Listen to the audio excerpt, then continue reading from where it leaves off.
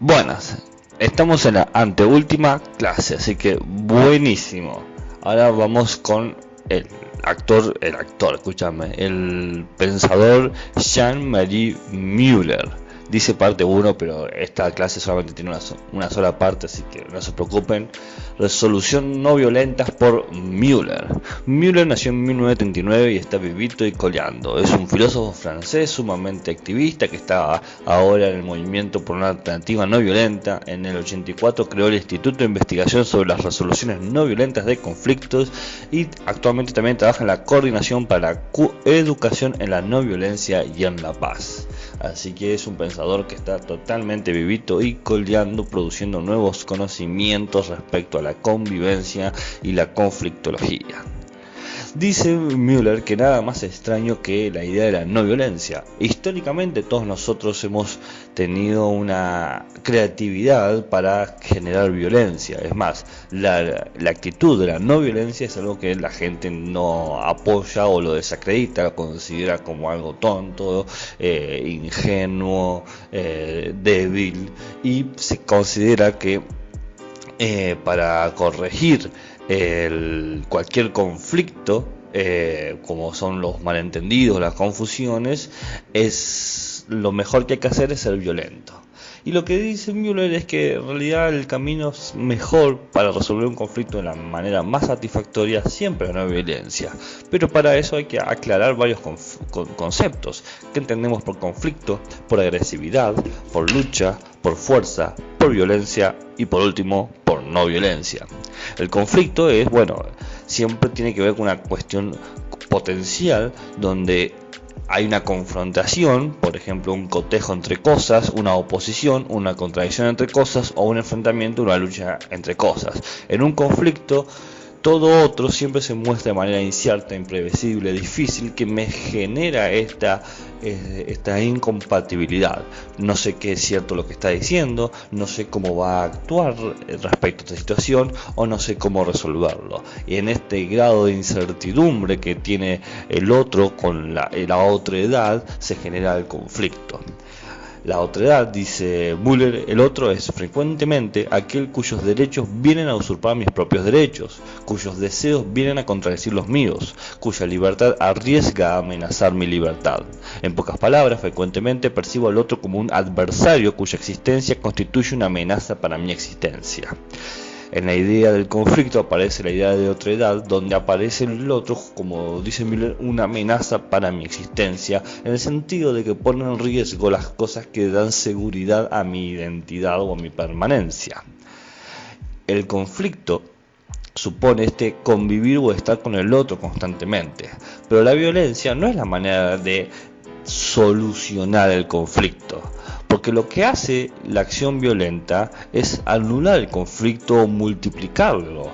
Es decir, porque propone constantemente la idea del otro como un rival que debo vencerlo, como un obstáculo que debo controlar o debe ser controlado, y genera una replicación, es decir, una imitación. Yo soy violento, el otro es violento conmigo, yo soy violento por lo tanto, y se genera un círculo de violencia.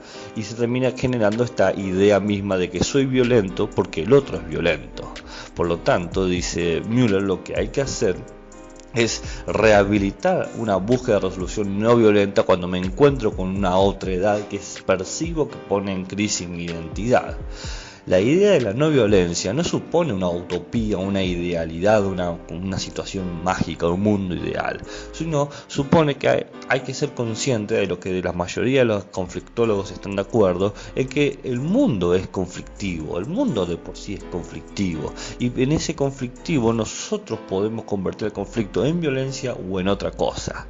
De esta manera, todo conflicto es, en principio, potencialmente constructivo, bien, porque puede crear relaciones con el otro, de hecho establece las relaciones con el otro.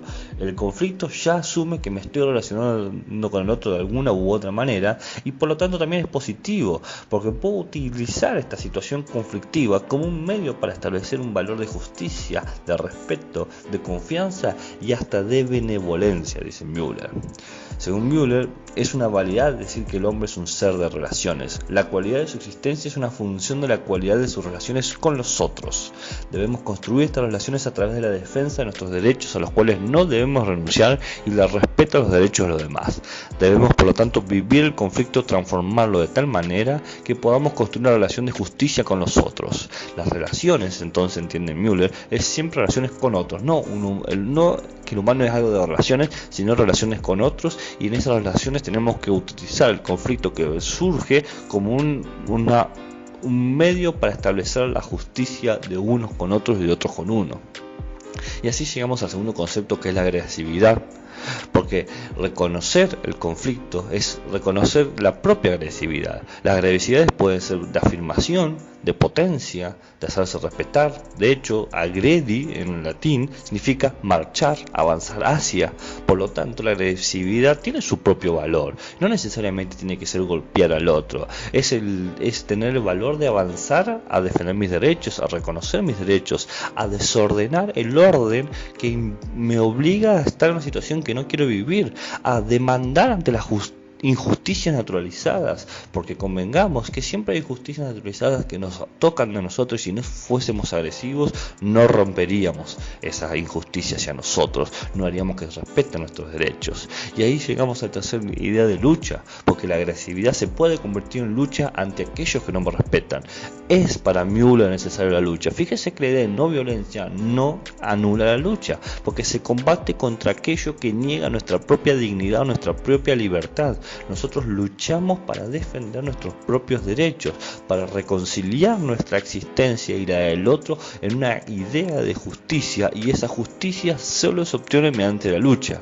Pero la lucha no es una lucha en términos de odio o términos de violencia, porque luchar, dice Müller, llegando al cuarto concepto, es probar nuestra propia fuerza. El ejercicio de la fuerza no es el ejercicio de la violencia, porque la injusticia es el resultado de un desequilibrio de fuerzas. Hay unos que tienen más fuerza y unos que tienen menos fuerzas. La justicia lo que va a ser equilibrar la balanza de fuerzas. La lucha busca equilibrar presentando la propia fuerza de uno, crear una nueva condición de diálogo, y establecer un diálogo por sí mismo no basta. Es necesario presentar una actitud de fuerza.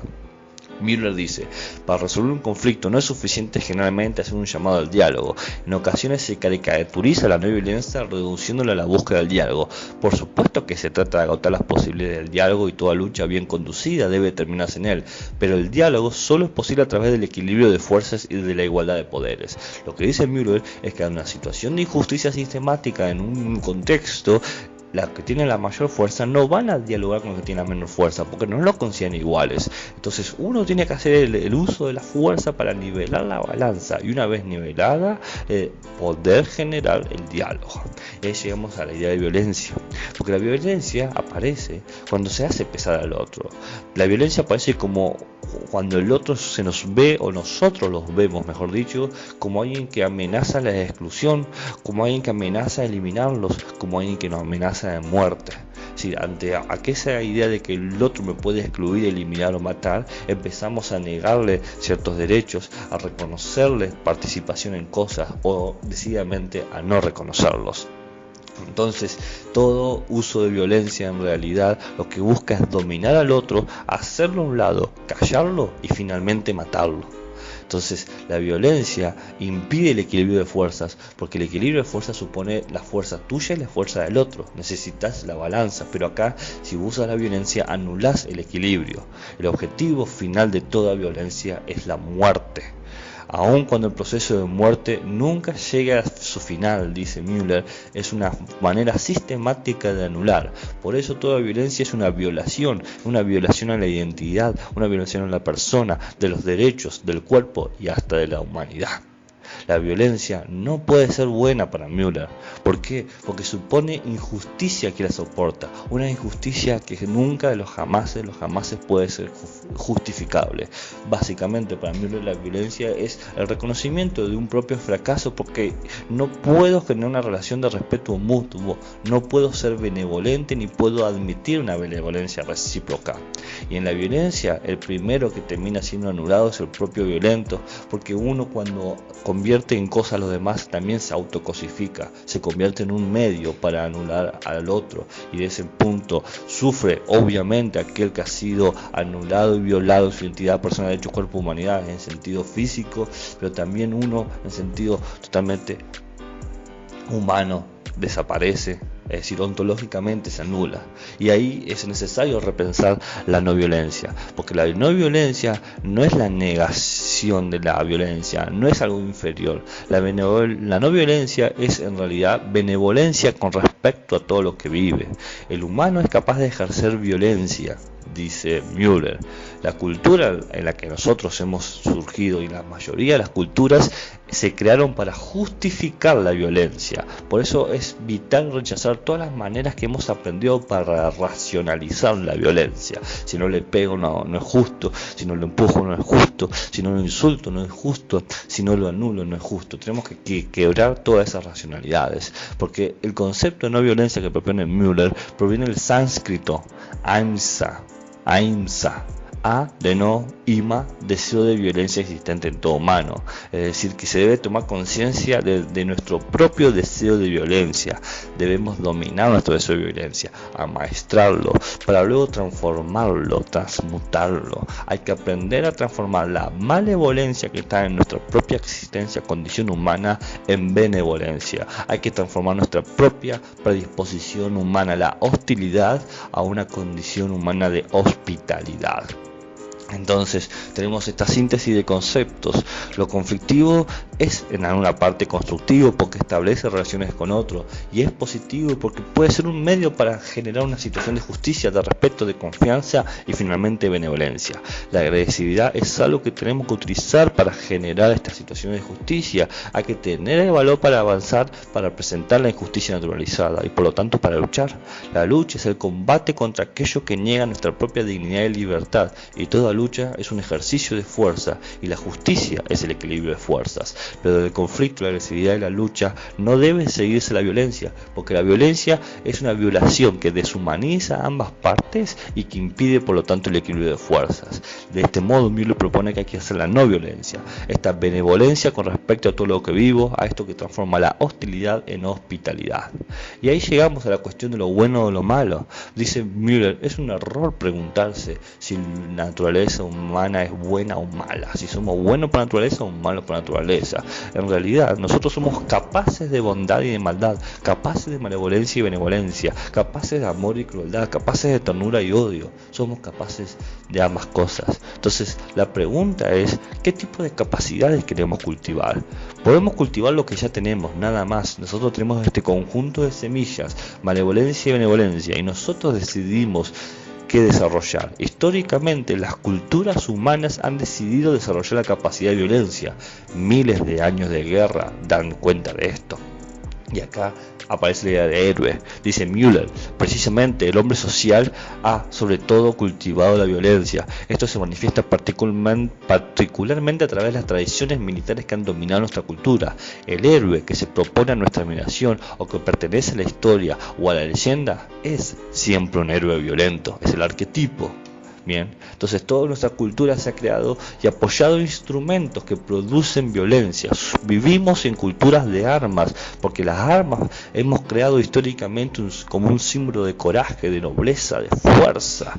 Y dice Müller, hay que quebrar ese tipo de cultura y hay que reconocer que hay un valor positivo en la no violencia. Hay que deslegitimar a la actitud violencia. Hay que impedir a las formas de justificar la violencia de cualquier forma.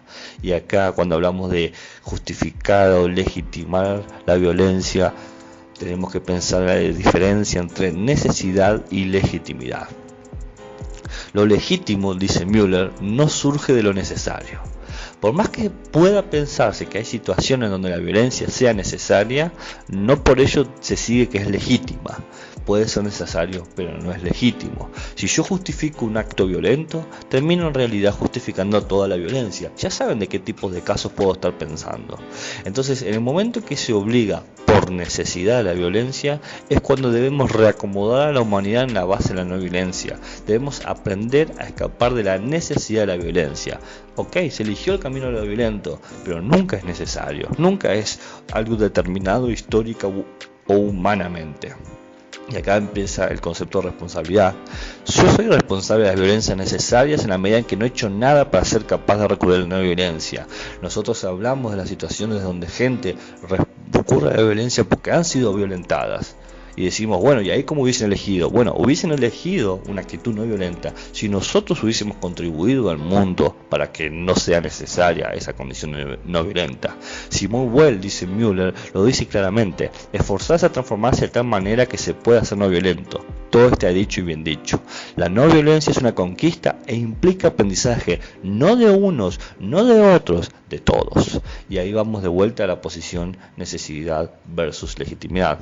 Cuando se vio la necesidad de ser violento, esto no es motivo ni de alegría, ni de orgullo, ni de satisfacción. Es un motivo de penitencia, de disculpa y de duelo. La no violencia entonces tiene que operar tanto como una filosofía como una estrategia. Una filosofía porque tiene que ser una forma de pensarnos en el sentido de nuestra propia existencia, lo que hay que cultivar. Y una estrategia porque debe ser el principio que regule nuestra búsqueda de acciones eficaces para nunca dar una justificación a la violencia. La no violencia es una estrategia y debe conducirnos con un compromiso con el mundo de la justicia y la libertad, ser benevolentes con el otro, ser solidarios, luchar a favor para el reconocimiento de los derechos nuestros y de los otros. Entonces hay que identificar unos principios para la estrategia de no violencia: la coherencia, la no cooperación y el desafío. Vamos con lo primero, la coherencia. Dice Müller, debe haber una coherencia entre el medio y el fin propuesto. Quien quiere un fin justo debe querer que los medios para alcanzar el fin sean también justos. Entonces, el fin principal siempre es la justicia. Entonces, ¿qué medio es justo? ¿Cómo sé que un medio es justo para actuar? Bueno, aquel que conjuga el fin con el presente. Es decir, si yo quiero que se respete a todo el mundo en el futuro, hay que respetar hoy. Aquel que parte de la acción justa. El respeto es justo, es un equilibrio de fuerzas. Aquel que parte del reconocimiento de la libertad. Justamente el respeto supone respetar al otro, incluso en formas de pensar distintas a mí. Y aquel que parte del reconocimiento de la dignidad. No solamente reconozco que piensa diferente y lo dejo pensar diferente y no ataco su pensamiento diferente, sino que reconozco que es un pensamiento válido, que es funcional, que sirve.